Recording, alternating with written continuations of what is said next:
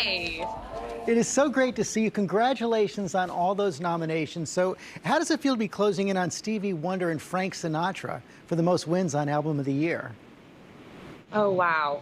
First of all, great to see you again. The last time I saw you, I think it was in Central It Park was. um, for the concert that we did. That was so much fun. So thank you guys for doing that. Yeah, the Grammy news was absolutely unbelievable. And in terms of those unbelievable records, I try not to jinx things, to quote Michael Scott from The Office. I'm not superstitious, but I am a little stitious. I get it. I totally get it. Tell us about folklore, clearly a product of what has been a crazy and challenging year for so many all around the world in this year of quarantine.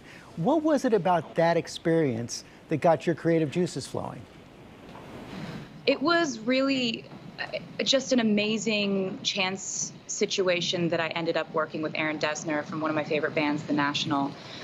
He had been in a similar creative space. He'd been creating all these instrumentals, and my imagination was racing and creating all these storylines. And so it really started with collaborating with him, and then I brought in, Jack Antonoff, who I've worked with forever, and he's incredible. And I can't believe I ended up getting to work with Bonnie Bear. It was so crazy to create an album from my house. I'd never done that before. I've always worked in studios, and this was an experience unlike anything else. And it really changed, I think, what this year would have been for me emotionally and mentally.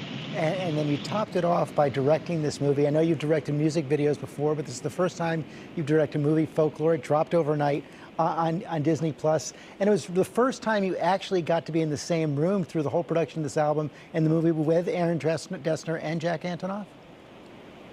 Yes, it was actually. And one thing that's so amazing about getting to create with your collaborators is taking those songs from the studio and then getting to perform them and getting to connect with fans. And obviously we're doing things a little bit differently this year because concerts aren't happening. And so many times Jack and Aaron and I had said to each other, like, wouldn't it be so amazing if we could get in a room and perform these songs together and kind of feel that connection to the music in a live sense and provide a way to, in a way, do a concert for the fans. And so we figured out a way to do it where we quarantined completely. We had 6 fixed cameras in the studio. We had a Furio robotic camera that was moving around the studio. And Disney Plus, they have been such amazing collaborators in creating something that we wanted to feel like listening to the record felt and like making the record felt, just kind of full of warmth and as cozy as it was for us to create this music.